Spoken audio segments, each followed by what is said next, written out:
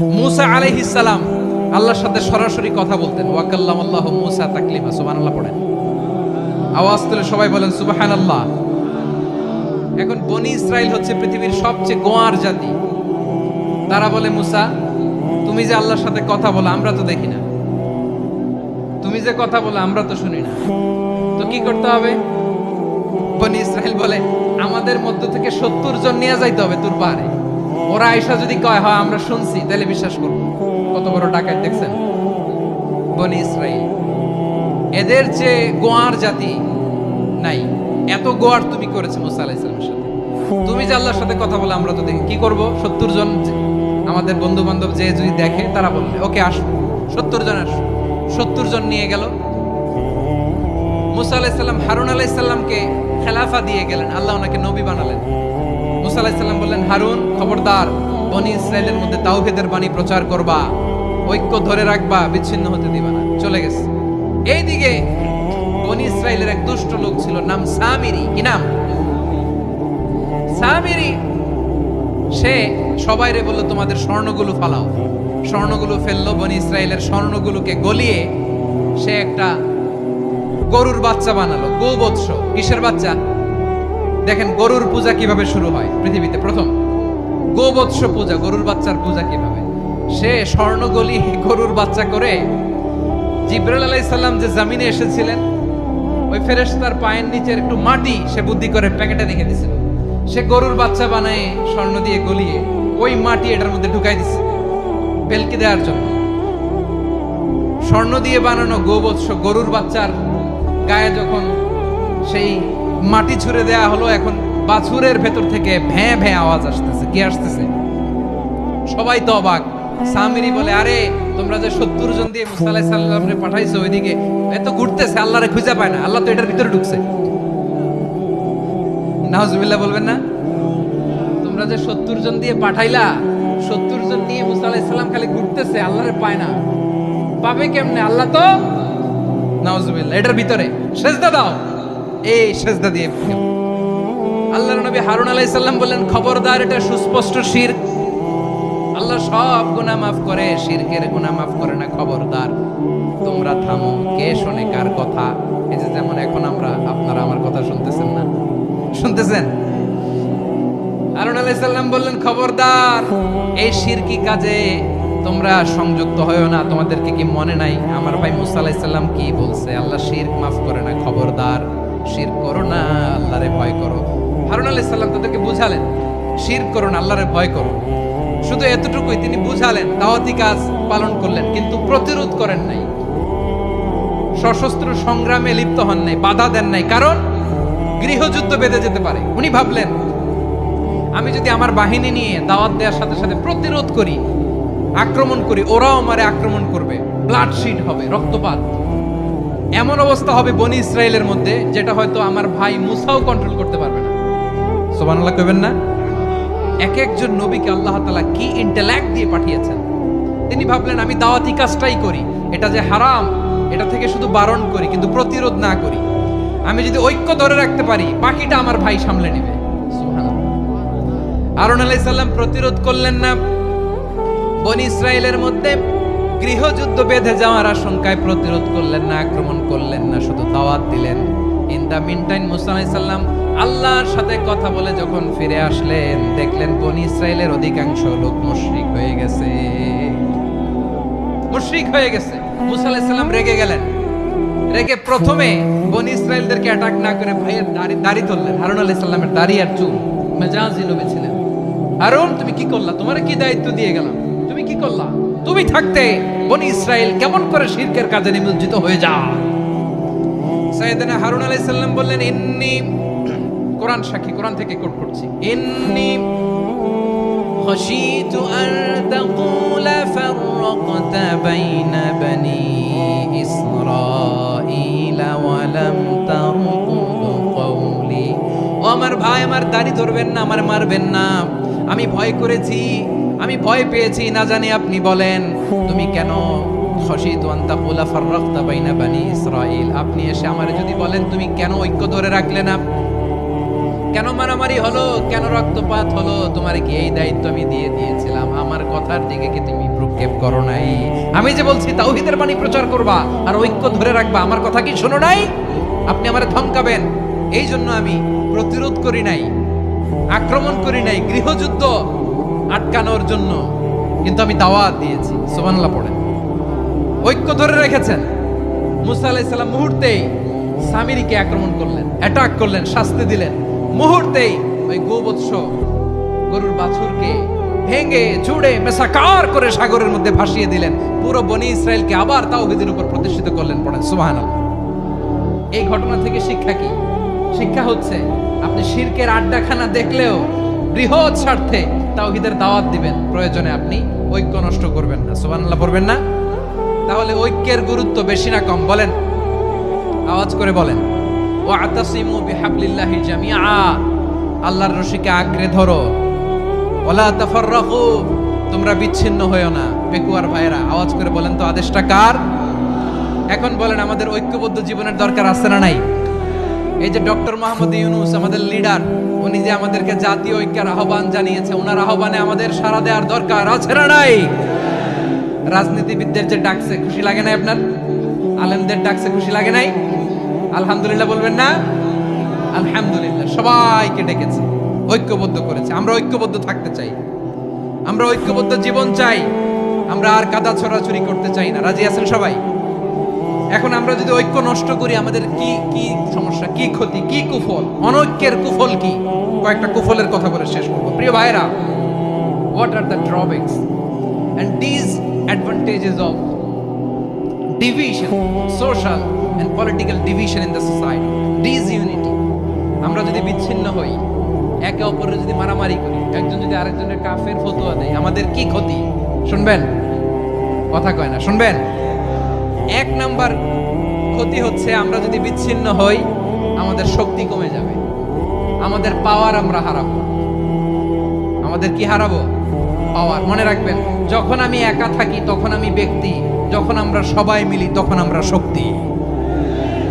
এই শক্তি নিয়ে আমাদের সামনে এগিয়ে যাওয়ার দরকার আছে না নাই? তাহলে আমরা যদি বিরোধে, নিজেরা নিজেরা বিরোধে লিপ্ত হই, আমাদের ক্ষমতা, পাওয়ার ছুটে যাবে। আমরা এই পাওয়ার হারাতে চাই না, ঠিক কিনা বলেন? রব্বুল আলামিন ঠিক তাই বললেন। রব্বুল আলামিন বললেন, খবরদার, ওয়াতিউল্লাহ ওয়া রাসূলাহু ওয়া লা তানাযাউ ফাতাফশালু ওয়া তাযহাবা রিহুকুম ওয়াসবিরু ইন্নাল্লাহা মা'আস সাবিরিন। আল্লাহর আনুগত্য করো, নবীর আনুগত্য করো, কিন্তু খবরদার নিজেরা নিজেরা বিরোধে লিপ্ত হয়ো না, নিজেরা নিজেরা মারামারি করো না, তাহলে তোমাদের শক্তি কমায় দিবে কে? ফাতাফশালু, তোমরা সাহস হারাবা, ওয়া তাযহাবা রিহুকুম, তোমাদের শক্তি কমে যাবে, পাওয়ার কমে যাবে। তাহলে আমরা যদি নিজেরা মারামারি করি, আমরা নিজেরা যদি বিচ্ছিন্নতায় লিপ্ত হই, আমরা যদি মতানৈক্য করি, তাহলে আমাদের শক্তি কমে যাবে, ঠিক কিনা? আমরা শক্তি কমাবো। আচ্ছা, ছোট্ট একটা বাঁশের কঞ্চি যদি আপনারা দেয়, পায়ের মধ্যে ধাক্কা দিয়ে ভাঙতে পারবেন না? এরকম বাঁশের কঞ্চি যদি 20টা একসাথে জোড়া লাগায় দেয়, ভাঙতে পারবেন? কথা বোঝে নাই মনে হয়। চিকন একটা বাঁশের কঞ্চি দিলে ভাঙা যাবে না? এরকম চিকনই 20টা বাঁশের কঞ্চি একসাথে লাগাই দিলে ভাঙতে পারবেন? কারণ যখন আমি একা থাকি তখন আমি ব্যক্তি, যখন আমরা সবাই মিলি তখন আমরা শক্তি। আমরা যেন শক্তি না হারাই। আমরা বিরোধে লিপ্ত হলে আমাদের শক্তি কমে যাবে। এই হচ্ছে 1 নাম্বার ডিসঅ্যাডভান্টেজ। 2 নাম্বার ডিসঅ্যাডভান্টেজ হচ্ছে, আমরা নিজেরা নিজেরা বিরোধে লিপ্ত হলে অন্যরা আমাদের মাথায় কাঁঠাল ভেঙে খাইতে সুবিধা হয়। কথা বুঝেন নাই? আমরা যদি বিরোধে লিপ্ত হই, তাহলে পরাশক্তিগুলোর সুবিধা, তখন আমাদের কাউকে দিতে হবে ট্রানজিট, কাউকে দিতে হবে সেন্ট মার্টিন, কাউকে দিতে হবে দেশের অর্ধেক। চিল্লায় বলো ঠিক কিনা? নিজেরা নিজেদের প্রবলেম সলভ করার ক্যাপাসিটি আমাদের আর থাকবে না। আমরা যদি বিরোধে জড়াই, আমার কলিজার টুকরা পেকুয়ার ভাইরা, আমরা বিরোধ করব না, আমরা বিচ্ছিন্ন হব না। নিজেরা নিজেরা বিরোধে জড়ালে পরাশক্তিগুলো আমাদের মাথায় কাঁঠাল ভেঙে খায়। তখন ভারতের পিছনে দৌড়াতে দৌড়াতে, আমেরিকার পিছনে দৌড়াতে দৌড়াতে আমাদের জুতার তলা ক্ষয় হইয়া যাইবে। নিজেরা নিজেদের প্রবলেম সলভ করা যাবে না। আমরা যদি অন্যের পিছনে না দৌড়াতাম আর এই বিরোধকে থামাতে পারতাম, বাংলাদেশ আজকে যেখানে আছে তার কমপক্ষে 50 গুণ সামনে থাকতো। চিল্লায় বলেন ঠিক কিনা? তাহলে 1 নাম্বার ক্ষতি হচ্ছে আমাদের পাওয়ার লেস হয়ে যায়, আমরা দুর্বল হই যদি আমরা বিরোধ করি। 2 নাম্বার হচ্ছে পরাশক্তিগুলোর সুবিধা নেই। 3 নাম্বার হচ্ছে আমাদের উন্নয়ন, দেশের উন্নতি, অগ্রগতি এটা স্থবির হয়ে যায়, এটা বাধাগ্রস্ত হয়। প্রিয় ভাই, ইউনিটি, ঐক্য হচ্ছে একটা দেশের উন্নয়নের মূল ভিত্তি। দুইজন কইছে ঠিক, এদিকে এখন কয়েকজন কইছে ঠিক। ঐক্য হচ্ছে একটা দেশের, জাতীয় ঐক্য হচ্ছে কোন দেশের উন্নয়ন অগ্রগতির মূল ভিত্তি, ঠিক কিনা বলেন? ইউনিটি অফ এ কান্ট্রি, এটা হচ্ছে একটা সাস্টেইনেবল ডেভেলপমেন্ট, সোশ্যাল স্ট্যাবিলিটির জন্য এটা অনেক গুরুত্বপূর্ণ। এজন্য বিরোধের কোনো স্থান আমরা দিব না, আমরা ঐক্যবদ্ধ থাকবো ইনশাআল্লাহ বলেন। আর কখনো কাউরে কাফের বলে গালি দিবেন, তুই জাহান্নামী বলবেন, ঝগড়া লাগলে লাগাই দিবেন, তাহলে কি করবেন? মিলায় দিব। আওয়াজ করে বলেন কি করব? প্রিয় ভাইরা, এই বিরোধ গত 50 বছর তো আমরা দেখেছি, ধর্মীয় অঙ্গন বলেন, সামাজিক অঙ্গন বলেন, রাজনৈতিক অঙ্গন বলেন, এই বিরোধ আমাদেরকে শেষ করে দিয়েছে। এই 24-এর ছাত্র নাগরিক অভ্যুত্থানের পরেও যদি সেই বিরোধ আমাদেরকে খায়, তাহলে এতগুলো তাজা জেনজির রক্ত বৃথা যাবে। চিল্লায় বলো ঠিক কিনা?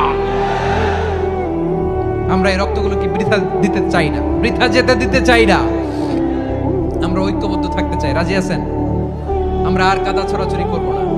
অনেক হয়েছে আন্না, এবার থামুন। অনেক হয়েছে আন্না। প্রথমে আমি এদেশের সম্মানিত আলেম সমাজকে বিনয়ের সাথে অনুরোধ করব, আসুন আমরা ঐক্যবদ্ধ হই।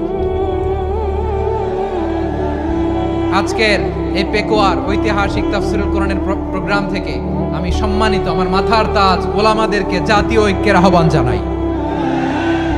পেকুয়ার এই ঐতিহাসিক তাফসীরুল কোরআনের প্রোগ্রাম থেকে আমি আমার সম্মানিত রাজনৈতিক ব্যক্তিবর্গদেরকে জাতীয় ঐক্যের আহ্বান জানাই। অনেক হয়েছে আন্না। আধিপত্যবাদকে রুখে দিতে হলে, বাংলাদেশের বিরুদ্ধে যে কোনো ধরনের ষড়যন্ত্রকে রুখে দিতে হলে জাতীয় ঐক্যের কোনো বিকল্প নাই। চিল্লায় বলো ঠিক কিনা?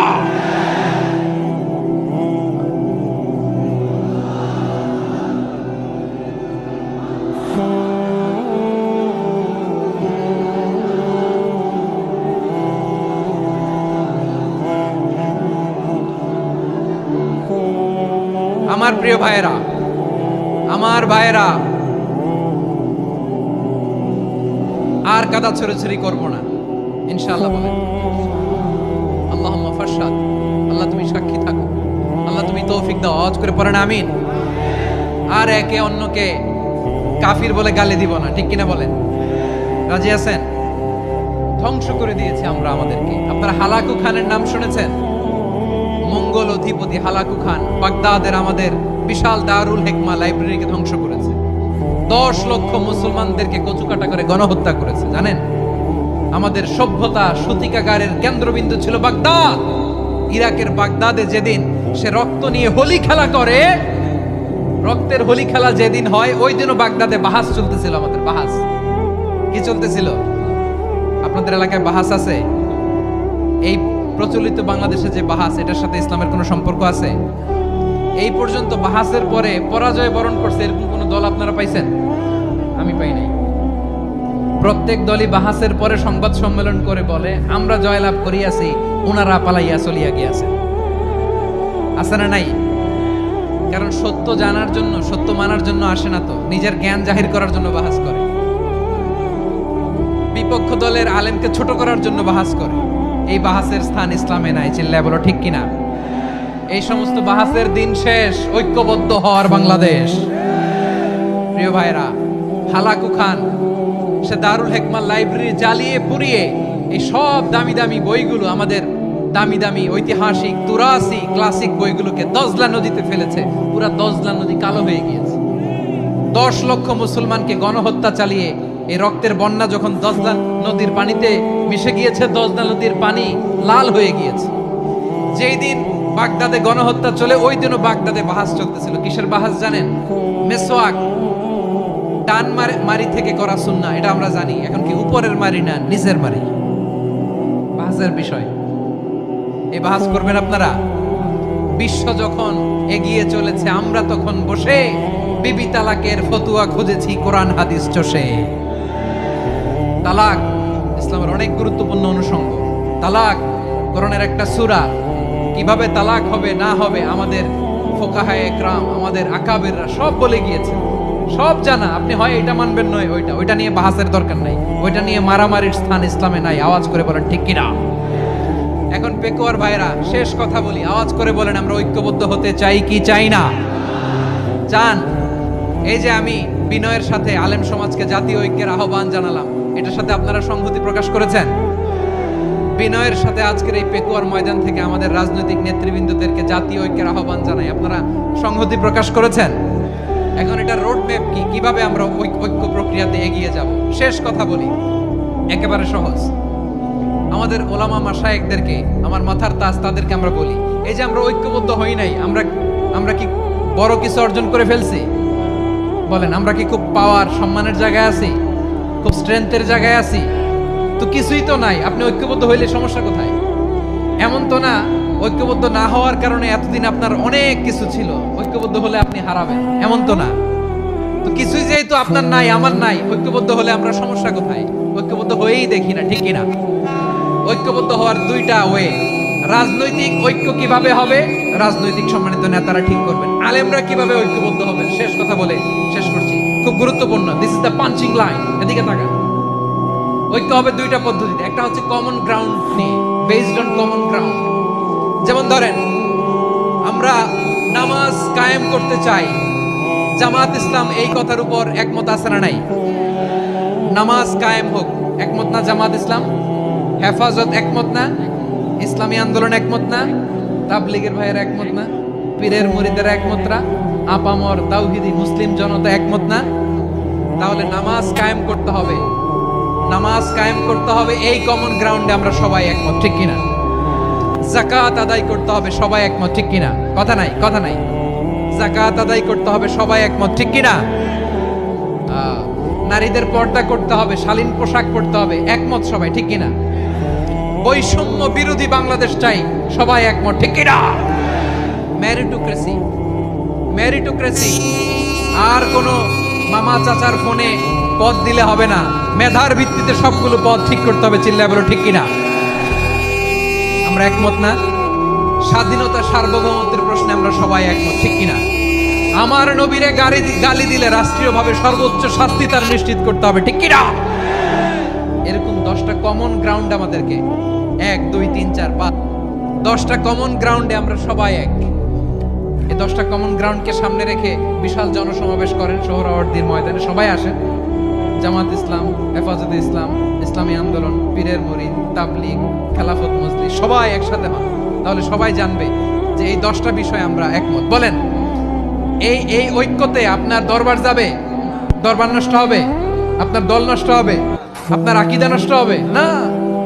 আমার মাথার তাজ সম্মানিত উলামায়ে একরাম, এই 10টা কমন গ্রাউন্ডে যদি এক হন, আপনার আকীদা নষ্ট হবে? আপনার আকীদা আপনার, আমার আকীদা আমার, আপনার দল আপনার, আমার দল আমার, আপনার পলিসি আপনার, আমার পলিসি আমার, কারো কিছু নষ্ট হবে না। কিন্তু যে বিষয়ে আমরা সবাই একমত, এরকম 10টা মৌলিক পয়েন্টে আমরা একমত হতে চাই কি চাই না? আমরা যদি একটু পেছন থেকে শুরু করি, ব্যাক টু দ্য হিস্ট্রি, তাহলে দেখবো এই যে বিষ্ণু ইসলাম 570 খ্রিস্টাব্দে আব্দুল্লাহ এবং আমেনা ওনাদের ঘর উজাড় করে আলোকিত করে পৃথিবীতে শুভাগমন করেছিলেন। এ ধরার বুকে ওনার শুভাগমনের 2000 বছর আগে সাইয়েদনা ইব্রাহিম আলাইহিস সালাম ওনার আগমনের জন্য আল্লাহ তাআলার কাছে প্রার্থনা করেছিলেন। We have to connect the dots. History বুঝতে হলে আপনাকে ডটগুলো একটু কানেক্ট করে নিতে হবে। বিষ্ণু ইসলামের ধরার বুকে শুভাগমনের 2000 বছর আগে মক্কার ধুধুমরু প্রান্তরে আল্লাহ খালিল ইব্রাহিম আলাইহিস সালাম আল্লাহর কাছে একটা দোয়া করেছিলেন। সেই দোয়াটি দিয়ে আমি শুরু করেছি। সূরাতুল বাকারার 129 নম্বর আয়াতে আল্লাহ তাআলা এই দোয়াটি, সাইয়েদনা ইব্রাহিম আলাইহিস সালামের দোয়াটি হুবহু কোট করেছেন। এই দোয়া করেছেন, রব্বানা ওয়াবআথ ফীহিম রাসূলাম মিনহুম ইয়াতলু আলাইহিম আয়াতিক ওয়া ইউআল্লিমুহুমুল কিতাবা ওয়াল হিকমাতা ওয়া ইউযাক্কিহিম ইন্নাকা আনতাল আজিজুল হাকীম। হে আমাদের রব, এই জনপদে তাদের মধ্য থেকে আপনি একজন রাসূল পাঠান, যিনি তাদেরকে আপনার আয়াত তেলাওয়াত করে শোনাবে, আপনার কিতাব শিক্ষা দিবে, প্রজ্ঞা শিক্ষা দিবে এবং তাদেরকে শুদ্ধাচারী বানাবে। এই দোয়াটা সাইয়েদনা ইব্রাহিম আলাইহিস সালাম করেছিলেন। আর এই দোয়ার বদৌলতে প্রায় 2000 বছর পরে ধরার পক্ষে বিষ্ণু ইসা ইসলামের আগমন। সুবহানাল্লাহ বিহামদিহি। এবং রাসূল সাল্লাল্লাহু আলাইহি ওয়াসাল্লাম প্রায় বলতেন, আনা দাওয়াতু আবি ইব্রাহিম, আমি আমার পিতা, আদি পিতা ইব্রাহিমের দোয়ার ফসল। আমার পিতা আমার জন্য দোয়া করেছিলেন। সাইয়েদনা ইব্রাহিম আলাইহিস সালামের 2 সন্তান ছিল, ইসহাক এবং ইসমাঈল আলাইহিস সালাম। রিপিট, আমি আবার বলি, একদিকে ইসহাক আরেকদিকে ইসমাঈল। আমার সাথে সাথে বলেন, একদিকে আরেকদিকে 2 সন্তান। তো এই যে ইসহাকের যে লিনিয়েজ বা চ্যানেল, পৃথিবীর সব নবী এই চ্যানেলে এসেছে। সেদিন ইসমাইলের লিনিয়েজ বা চ্যানেলে কোন নবী আসেনি। হাজার হাজার নবী, শত শত নবী সাইয়েদনা ইব্রাহিম আলাইহিস সালামের পরে যারাই এসেছে সবাই ইসহাকের চ্যানেলে এসেছে। ইসমাইল ইসলামের চ্যানেলে কোনো নবী নেই। এবং পৃথিবীর সব নবীরা ওনাদের উম্মতের কাছে বলতেন যে এই যে নবী আসার ধারাবাহিকতায় সর্বশেষ একজন নবী আসবেন, তিনি হবেন সবার সেরা, সবার সেরা নবী হবে। তাহলে ইব্রাহিম আলাইহিস সালামের 2 সন্তান, একদিকে ইসহাক আর একদিকে ইসমাঈল। নবী এসেছে কি ইসমাঈলের চ্যানেলে না ইসহাকের চ্যানেলে? ইসহাকের চ্যানেলে। হাজার হাজার prophet came to this channel, এই চ্যানেলে এসেছে। এবং তারা সবাই বলতো সর্বশেষ যিনি আসবেন তিনি হবেন সবার সেরা। ফলে এই জেনারেশনগুলোতে তাদের মধ্যে একটা বদ্ধমূল ধারণা হয়ে গিয়েছিল যে সর্বশেষ নবীটা যে আসবে উনিও এই চ্যানেলেই আসবে। যে তারা দেখতে পাচ্ছে হিস্ট্রিক্যালি এই চ্যানেলে, ইসমাইলের চ্যানেলে কোনো নবী নাই, নবী ছাড়া একটা চ্যানেল। সব নবী আসছে ইসহাক আলাইহিস সালামের চ্যানেলে। ফলে তাদের একটা ধারণা ছিল সর্বশেষ সর্বসেরা যে নবী উনিও আসবেন এদিক দিয়ে। কিন্তু আল্লাহ তাআলা তাদের ধারণাকে নস্যাৎ করে দিয়ে সর্বশেষ নবীকে ইসহাকের চ্যানেলে পাঠান নাই। সর্বশেষ নবী, আখিরি নবী, বিশ্ব নবী মুহাম্মদুর রাসূলুল্লাহ সাল্লাল্লাহু আলাইহি সাল্লামকে আল্লাহ তাআলা ইসমাঈল আলাইহিস সালামের চ্যানেলে পাঠিয়ে দিয়েছেন। দেখছেন, চেঞ্জিং দ্য লিডারশিপ ফ্রম বনি ইসরাইল টু বনি ইসমাঈল। সাইয়েদনা ইব্রাহিম আলাইহিস সালামের ছেলের নাম ইসহাক, ইসহাকের ছেলের নাম ইয়াকুব। ইয়াকুব আলাইহিস সালামের একটা উপাধি হচ্ছে ইসরাঈল। ইসরাঈল মানে হচ্ছে আব্দুল্লাহ, মানে আল্লাহর বান্দা। ফলে উনার যত ডিসেন্ডেন্ট সন্তান তারা সবাই হচ্ছে বনি ইসরাঈল, ইসরায়েলের বংশধর। তো সব নবীকে আল্লাহ এখানে পাঠালেও শেষ নবীকে আল্লাহ তাআলা পাঠিয়েছেন ইসমাঈলের চ্যানেলে। তার মানে বিশ্বনবী বনি ইসরাইল নন, বিশ্বনবী হচ্ছেন বনি ইসমাঈল, ইসমাইলের চ্যানেলে এসেছে। আলহামদুলিল্লাহ বলেন। তাহলে লিঙ্ক আপটা বুঝতে পেরেছেন তো না, কিভাবে বিষ্ণু ইসলাম আসলেন? রাসূল ইসলাম প্রায় এভাবে বলতেন যে আনা দাওয়াতু আবি ইব্রাহিম, আমি আমার পিতা ইব্রাহিমের দোয়ার ফসল। তিনি দোয়া করেছিলেন মক্কার ধুধু প্রান্তরে যে আল্লাহ এই জনপদে একজন নবী দিও। ওনার দোয়ার 2000 বছর পরে আল্লাহ তাআলা এই দোয়া কবুল করেছেন। আমরা তো তাহাজ্জুদের সময় দোয়া করে এরপরের দিন হুজুরের কাছে মাসালার জন্য যাই, হুজুর দোয়া তো কবুল হয় না। এত দোয়া করলাম আল্লাহ তো শোনে নাই। 1 মাস দোয়া করে অস্থির হয়ে যায়। এরপর অনেকে বলে হুজুর কাবার গিলাফটা ধরে দোয়া করেছে, কই কিছু তো পাইলাম না। দেখেন সাইয়েদনা ইব্রাহিম আলাইহিস সালাম দোয়া করেছিলেন সেই কবে, তার 2000 বছর পরে আল্লাহ তাআলা এই দোয়াটা কবুল করেছেন। তো দোয়া যদি কবুল না হয় অস্থির হওয়া যাবে? আওয়াজ করে বলেন, অস্থির হবেন আপনারা? না, অস্থির হওয়া যাবে না, ভরসা রাখুন আল্লাহর উপর। তো বিষ্ণু বলতেন আনা দাওয়াতু আবি ইব্রাহিম, আমি আমার পিতা ইব্রাহিমের দোয়ার ফসল। আবার বলতেন বিশারাতু আখি ঈসা, আমি আমার ভাই ঈসার সুসংবাদের ফসল। মানে রাসূল সাল্লাল্লাহু আলাইহি ওয়াসাল্লামের ইমিডিয়েট আগের যে নবী ঈসা আলাইহিস সালাম, উনি এসেই বলে দিয়েছিলেন যে ইয়াতি মিন বাদি ইসমুহু আহমদ, আমার পরে এক নবী আসবে তার নাম হবে আহমদ। তাহলে দেখেন বিশ্ব নবী যে আসতেছে এটা অ্যানাউন্সমেন্টের জন্য আল্লাহ একজন নবী পাঠিয়ে দিয়েছে। He is coming. স্টেটাস বুঝতে পারছেন? হি ইজ কামিং, উনি আসতেছেন, এটা বলার জন্য আল্লাহ একজন নবী পাঠিয়ে দিয়েছেন, জিসাস ক্রাইস্টকে, ঈসা আলাইহিস সালামকে পাঠিয়েছেন। তো রাসূল সাল্লাল্লাহু আলাইহি ওয়াসাল্লাম বলতেন বিশারাতু ঈসা, আমি ঈসার সুসংবাদের ফসল। আবার বলতেন ওয়া রুইয়া উম্মি আমিনা, আমি আমার মা আমিনার স্বপ্নের ফসল। রাসূল সাল্লাল্লাহু আলাইহি ওয়াসাল্লামের মা আমিনা যখন কনসিভ করেছেন রাসূল সাল্লাল্লাহু আলাইহি ওয়াসাল্লামকে পেটে, তিনি মাঝে মাঝে স্বপ্নে দেখতেন যে ওনার পেট থেকে একটা আলো বের হয়ে পারস্য সিরিয়ার প্রাসাদগুলোর মধ্যে ঝলকানি দিচ্ছে। নূর আদাআত মিনহু কুসুর আশ-শাম, শাম দেশের প্রাসাদগুলোকে আলোর ঝলকানি দিচ্ছে। এটা হচ্ছে একটা আলামত যে বিষ্ণু ঈসা ইসলামের শিক্ষা, ওনার ডমিনেশন গোটা বিশ্বব্যাপী ছড়িয়ে যাবে। সুবহানাল্লাহ বিহামদিহি। তাহলে আমরা হিস্ট্রিটাকে কানেক্ট করে নিলাম। বিষ্ণু বলতেন, আমি আমার পিতা ইব্রাহিমের দোয়ার ফসল, ঈসা আলাইহিস সালামের সুসংবাদের ফসল, আমার মা আমিনার স্বপ্নের ফসল। এবার সামনের দিকে যাই, কি কি স্বতন্ত্র বৈশিষ্ট্য দিয়ে আল্লাহ তাআলা বিষ্ণু ঈসা ইসলামকে পৃথিবীতে পাঠিয়েছেন। প্রিয় ভাইরা, কোরআনে অনেক নবীর কথা আল্লাহ তাআলা বলেছেন এবং বিভিন্ন সময়ে বিভিন্ন নবীদেরকে আল্লাহ তাআলা নাম ধরে ডাক দিয়েছেন। এ ধরে যেমন আদম আলাইহিস সালামকে আল্লাহ নাম ধরে ডাক দিয়েছেন, ইয়া আদম, এই আদম, ইয়া আদম উসকুন আনতা ওয়া যাওজুকাল জান্নাহ, হে আদম তুমি আর তোমার বউ জান্নাতে থাকো, হে আদম, এই আদম ডাক দিয়েছেন না? কথা বুঝতেছেন? আচ্ছা, মূসা আলাইহিস সালামকে আল্লাহ নাম ধরে ডেকেছেন, ওমা তিলকা বিয়ামিনিকা ইয়া মূসা, এই মূসা হাতে কি, নাম ধরে ডেকেছেন।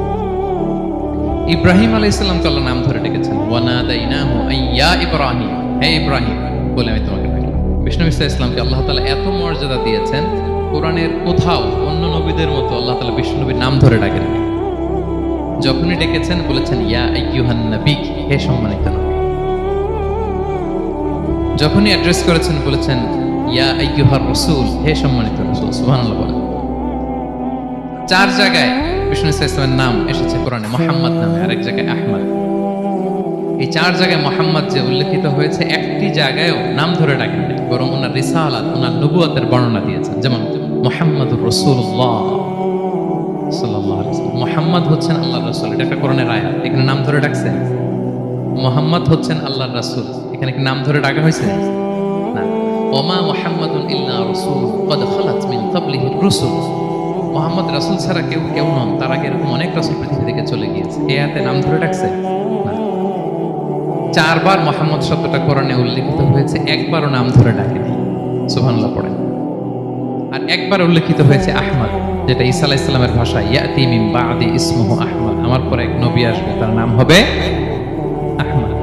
তাহলে দেখেন বিষ্ণু ঈসা ইসলামকে আল্লাহ তাআলা এত সমীহ করেছেন, এত সম্মান দিয়েছেন, এত মর্যাদা দিয়েছেন যে কোরআনে কোথাও অন্য নবীদের মতো আল্লাহ তাআলা বিষ্ণু নবীর নাম ধরে ডাকেন নাই। যখনই ডেকেছেন ইয়া আইয়ুহান নবী, ইয়া আইয়ুহার রাসূল, হে সম্মানিত রাসূল, হে সম্মানিত। আলহামদুলিল্লাহ বলেন। এরপর বিষ্ণু ঈসা ইসলাম বলতেন, আনা সাইয়্যিদু ওয়ালদি আদম, আমি হচ্ছি আদম আলাইহিস সালামের যত সন্তান পৃথিবীতে আসবে সবার লিডার। সুবহানাল্লাহ বলবেন না? আনা সাইয়্যিদু ওয়ালদি আদম, আমি আদম আলাইহিস সালামের যত সন্তান আসবে, I am the leader of the all sons of আদম, আদমের সব সন্তানের লিডার হব আমি পৃথিবীতে। তিনি লিডার। এবং বিষ্ণু বলেন, আল্লাহ তাআলা যখন সব কিছু সৃষ্টি করলেন, পুরো খালকে যখন সৃষ্টি করলেন, 2টা ভাগ করলেন, ভালো আর খারাপ। আমি মুহাম্মদ সাল্লাল্লাহু আলাইহি ওয়াসাল্লামকে আল্লাহ তাআলা ভালোর মধ্যে ঢুকাই দিলেন। এই ভালো মানুষগুলোর মধ্যে থেকে আল্লাহ অনেকগুলো গোত্র নির্বাচিত করলেন, আমাকে সবচেয়ে শ্রেষ্ঠ গোত্রে ঢুকাই দিলেন। এই গোত্রগুলোর মধ্যে অনেকগুলো বাড়ি আছে, সবচেয়ে শ্রেষ্ঠ বাড়িতে আল্লাহ তাআলা আমাকে ঢুকাই দিলেন। সুবহানাল্লাহ। আরেক বর্ণনায় এসেছে যে আল্লাহ তাআলা ইসমাঈল আলাইহিস সালামের বংশধরদের মধ্য থেকে কেনানাকে সিলেক্ট করেছেন, কেনানার মধ্য থেকে আল্লাহ কুরাইশকে সিলেক্ট করেছেন, কুরাইশের মধ্য থেকে আল্লাহ তাআলা বনু হাশিমকে সিলেক্ট করেছেন। বিষ্ণু ইসলাম কিন্তু হাশিমি খানদান, কুরাইশের মধ্য থেকে তিনি বনু হাশিমকে সিলেক্ট করেছেন, আর বনু হাশিমের মধ্য থেকে আল্লাহ তাআলা আমাকে সিলেক্ট করেছেন। সুবহানাল্লাহ। এবং তিনি বলতেন, ওয়া আনা হামিলু লিওয়াইল হামদি ইয়াউমাল কিয়ামাতি ওয়া তাহতাহু আদম, কিয়ামতের দিন আমি প্রশংসার পতাকা নিয়ে দাঁড়িয়ে থাকবো কিয়ামতের ময়দানে, আর ওই পতাকার নিচে স্বয়ং আদম আলাইহিস সালাম থাকবেন।